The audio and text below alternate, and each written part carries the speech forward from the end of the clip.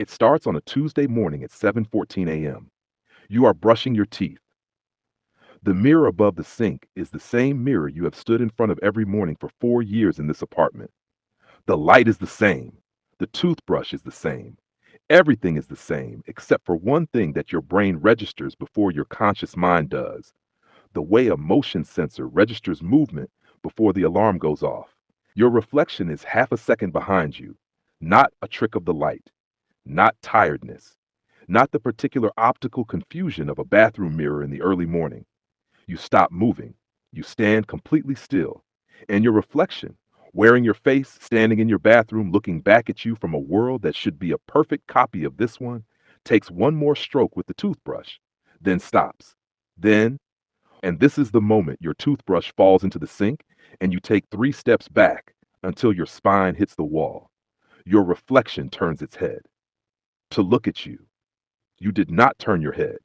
You are standing against the bathroom wall with your back to the cold tiles, and the thing in the mirror is looking at you with your face and your eyes and an expression that has never appeared on your face in your life because it is not an expression that belongs to you. It is an expression of wanting. And then, as if a switch is flipped, it snaps back, mirrors you perfectly, every movement, back to normal, your reflection, just your reflection. You stand against that wall for 4 minutes. Then you go and wake your wife. Lena sits up when you come in. She reads your face before you say anything. This is one of her specific gifts, the ability to read you the way she reads manuscripts, looking for what is underneath the surface words. She says, "What happened?" You sit on the edge of the bed. You tell her what you saw, all of it.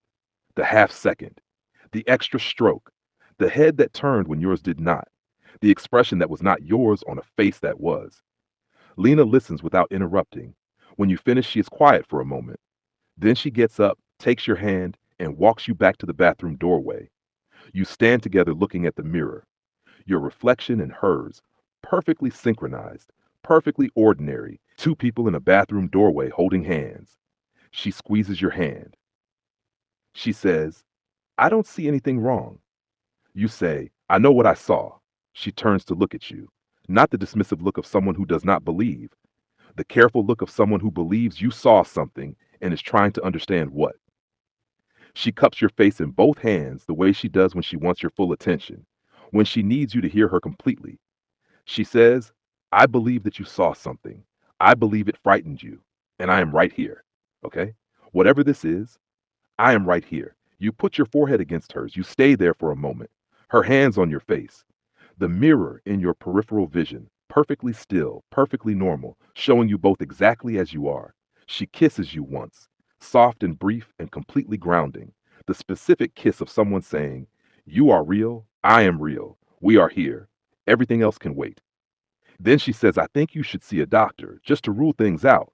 You say, "I'm not hallucinating." She says, "I know, but let's rule it out anyway. For me, you go." For her, Dr. Priya Sharma has been a neurologist for 18 years. She listens to your account with the focused patience of someone who has heard many accounts of unusual perceptual experiences and has learned that the account itself, the specific details, the sequence, the emotional response, contains diagnostic information. She asks questions. Was there any preceding headache, sleep disruption, medication changes, unusual stress? She rules things out methodically, one by one, the way good doctors rule things out thoroughly, without rushing, without making you feel foolish for being there. She orders an MRI. You have it that afternoon. It comes back completely clear. She says, "Your brain is structurally normal. No lesions, no anomalies, no evidence of the kinds of neurological events that would cause what you describe." You say, "So you think I imagined it?" She says, "I think you experienced something that your brain processed as real. Whether the stimulus was internal or external is what I cannot determine from imaging alone." You say, "I want to show you something." You take out your phone. The night before, you set it up against the bathroom wall facing the mirror. You filmed yourself standing at the sink for 4 minutes, just standing, not moving, watching. At the 2 minute and 17-second mark, your reflection moves. Not much, a slight tilt of the head, a fraction, while you on camera remain completely still. Dr. Sharma watches it twice. Then she watches it a third time with the screen enlarged. She is quiet for a long time. Then she says, I cannot explain this. You say, I know. She says, I want to be honest with you. Whatever is happening here is outside the scope of what I can diagnose or treat. I am not dismissing you. I am telling you that you need a different kind of help than I can provide. You say, what kind of help? She looks at the phone screen one more time. Then she says, I genuinely do not know, but I would start with people who are older than medicine. By day 5, you have covered every mirror in the apartment with bed sheets. This helps, partially, because the reflection, whatever is in the reflection, has started appearing in other surfaces. The dark screen of your laptop when it sleeps, the window at night when the city lights turn the glass into a near mirror, the back of a spoon. Lena sees it on day 4. She is in the kitchen doing dishes, and the window above the sink shows the kitchen behind her, and in the reflection, she sees you standing in the doorway. You are not standing in the doorway. She turns around. The doorway is empty. She turns back to the window. The reflection of you in the doorway is still there, and it raises one hand, slowly, and it waves. Lena steps back from the sink. Her hands are shaking. You come into the kitchen, the real you, from the bedroom where you have been writing, and she turns to you, and she holds on to you with both arms and her face against your chest, and she says nothing for a full minute. Then she says, what does it want? You say, I don't know yet. She pulls back. She looks at your face. She touches your jaw the way she always does, checking, grounding, making sure it is you and not the other thing. She says, how do I know it's you? Right now. How do I know? You think about this. Then you say, ask me something only I would know. She thinks for a moment. Then she says, what did I say to you the night before our wedding? The thing I have never told anyone else. You tell her. Her eyes fill. She says, okay, it's you. She hugs you again, tighter this time. You hold her in the kitchen with the window behind her covered now with a dish towel, and the apartment full of draped sheets, and something in every reflective surface that is wearing your face and wanting something you have not yet understood.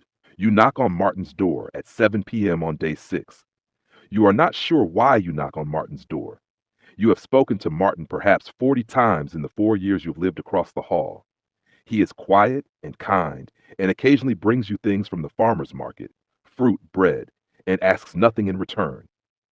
You know he is from somewhere in Eastern Europe. You know he lost his wife 12 years ago. You know he has a photograph of her on his hall table that he says good morning to every day because you have seen him do it through the open door. He opens the door before you finish knocking, as if he was already on the other side of it. He looks at you for a moment. Then he steps back and says, come in. His apartment is warm and full of books and smells of coffee and something older, candle wax perhaps, or wood polish, and every mirror in his apartment is covered. Not recently. The coverings are old, deliberate, permanent. He covered them and never uncovered them. You say you knew. He says, I saw what happened to your bathroom window 2 weeks ago, the angle from my kitchen. I hoped I was wrong. He sits across from you. He folds his hands. He says, in the country I grew up in, there is a word for what is in your mirror. It does not translate well. The closest English word is a double, but that is not quite right. It is more specific than that. It is the reflection of a life that could have been yours, a version of you that exists in a space adjacent to this one, and that occasionally, under certain conditions, becomes aware of the life on this side of the glass and begins to want it. You say, want it how? Martin says to switch, to come through, to live in this world while you go into that one. The apartment is very quiet. You say, how do I stop it? Martin says you have to give it no entry point, every reflective surface covered. No mirrors, no dark glass, no still water. And this is the most important part. You must do something it cannot do. You say, what is that? Martin says it can copy everything about you, your face, your movements, your voice, if it gets far enough. But it has never lived a real life. It has only watched yours through the glass.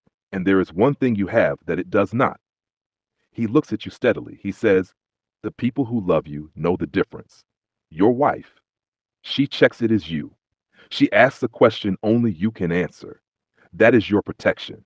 As long as she can tell the difference, as long as the love is specific enough to know the real from the copy, it cannot fully replace you because replacement only works when nobody notices the difference.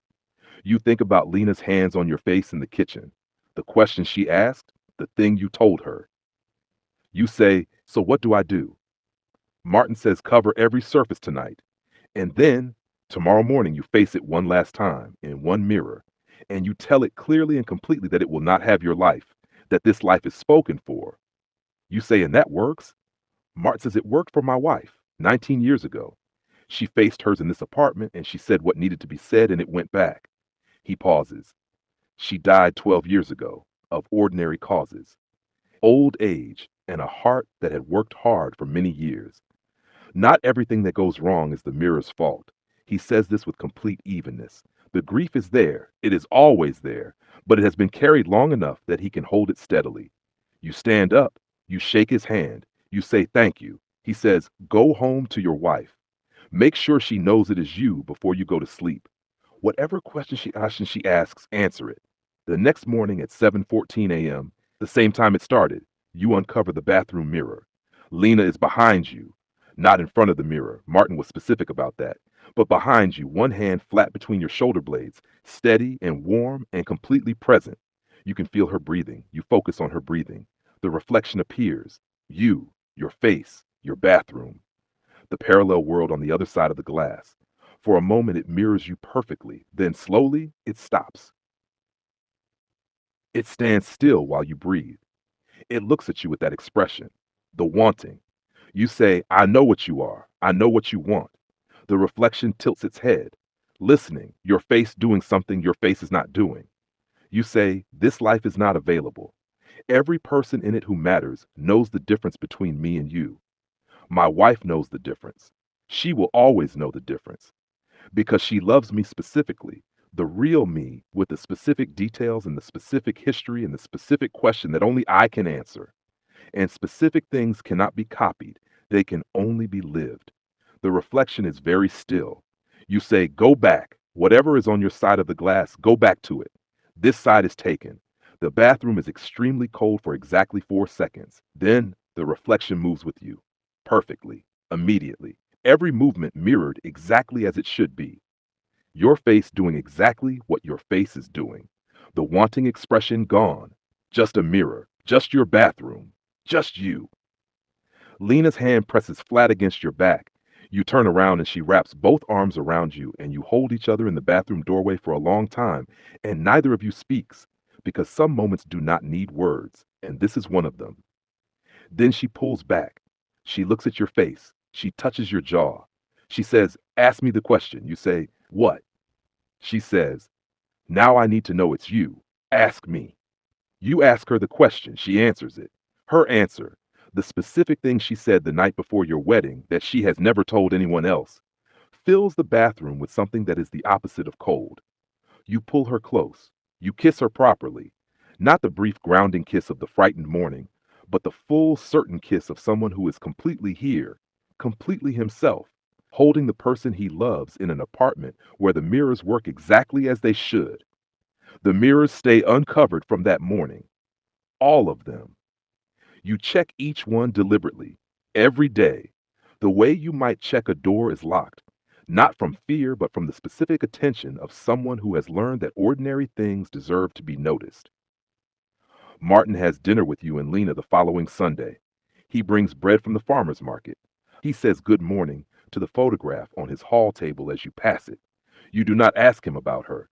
He volunteers it. He says she was the most specific person I have ever known. Every detail of her, the way she held her coffee cup, the particular sound of her laugh. I knew her so well that nothing could have replaced her without me knowing immediately. He looks at you both across the table. He says, "That is the armor, not religion, not ritual, not anything you have to acquire or learn. Just knowing someone completely, loving them specifically, being known and loved specifically in return. The double cannot survive that. It depends on being undetectable, and it is undetectable only to people who do not look closely." He raises his glass. He says, "Look closely at each other, always." Here's what I want you to take from this story. The mirror horror genre has existed in every culture in human history. Every civilization that has ever made a mirror has also made stories about what might be on the other side of it. There is something in the human brain that looks at a reflection and instinctively knows it is a copy and wonders what the copy wants. But the answer across all those stories in all those cultures is always the same. The copy wants the life, the real life, the one built from specific love and specific history and specific people who know you well enough to ask the right question. So build that. Make your love specific. Know the details of the person beside you, the way they hold their coffee cup, the sound of their laugh, the thing they said the night before your wedding that they have never told anyone else. Know it all. Hold it all. It is the only armor that has ever worked. Drop in the comments. What is the most specific thing you know about the person you love? The detail nobody else would know. Because the comments section of this video is going to be the most beautiful thing on the internet tonight. And that is the best possible ending to a horror story. Subscribe to Borrowed Lives. Every week, a different life. Every week, something that stays with you. See you in the next Borrowed Life.